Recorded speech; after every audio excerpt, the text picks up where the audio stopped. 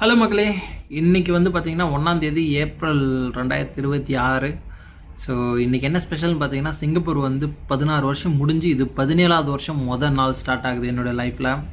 இந்த 16 வருஷம் எப்படி போச்சுனே தெரில. சிங்கப்பூர் வரும்போது 19 வயசு, இப்போ எனக்கு 35 ஆகுது. ஸோ இந்த 16 வருஷம் நிறைய கற்றுக் கொடுத்துருக்கு. கஷ்டத்தை எப்படி தாங்கி போகணும், பிரச்சனைகளை எப்படி ஃபேஸ் பண்ணணும், நல்லவங்க யார், கெட்டவங்க யார், நமக்கு யார் சப்போர்ட் பண்ணுவா பண்ண மாட்டா, சுயநலமாக யார் பழகுறாங்க, எப்படி முன்னேறணும், யாருக்கிட்ட எப்படி பேசணும், வேலை இடத்துல எப்படி இருக்கணும், நிறைய விஷயம் கற்றுக் கொடுத்துருக்கு. என்ன தப்பெல்லாம் பண்ணக்கூடாது வாழ்க்கையிலன்றதை கற்றுக் கொடுத்துருக்கு.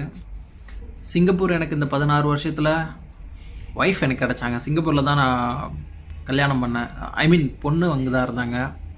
2 பொன் குழந்தை இருக்குது எனக்கு. அப்புறம் 16 வருஷத்தில் காசோட வேல்யூ என்னன்றதை மெயினாக கற்றுக்கிட்டேன். ஏன்னா வரும்போது பார்த்திங்கன்னா எனக்கு சம்பளம் வெறும் $450 தான் ஒரு மாதம். அது இப்போ எந்த அளவுக்கு வந்திருக்கு, லைஃப்பில் எத்தனை முறை வேலை இழந்து ஜீரோவுக்கு போய் திரும்ப ஸ்டார்ட் பண்ணேன். நிறைய விஷயம் கற்றுக்கிட்டேன். நீங்கள் நினச்சி பார்த்தா 16 வருஷம் போயிடுச்சு. வாழ்க்கையில் பாதி விவரம் தெரிகிறதுன்றது ஒரு 4-5 வயசுல தான் நமக்கு தெரியும். ஸோ அப்படி பார்த்தாலுமே என் பாதி வாழ்க்கைக்கும் மேலே நான் வெளிநாட்டில் தான் போயிட்டுருக்கு. இன்னமும் கண்டிப்பாக வெளிநாட்டில் தான் இருப்பேன். இன்னொரு 5-10 வருஷம் கண்டிப்பாக வெளிநாட்டில் தான் இருப்பேன். ஸோ இந்த வீடியோ எதுக்கு போடுறேன்னா எனக்கு தெரில. மேபி இன்னும் எத்தனை வருஷம் கழிச்சு திரும்ப நான் இந்த வீடியோ பார்ப்பேன்னு எனக்கு தெரில. ஒரு மாதிரி இறுக்கமாக இருக்குது. 16 வருஷம் போயிடுச்சு லைஃப்லன்னு தோணுது. பட் இந்த 16 வருஷத்தில் நிறைய விஷயம் கற்றுக்கிட்டேன்.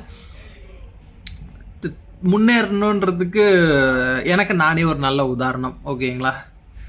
ஓகே கைஸ், வீடியோ இப்போ என்ன எனக்கு தெரியல. இது பேசுகிறப்ப எனக்கு அப்படியே வார்த்தை பயங்கரமாக ஸ்டக் ஆகுது.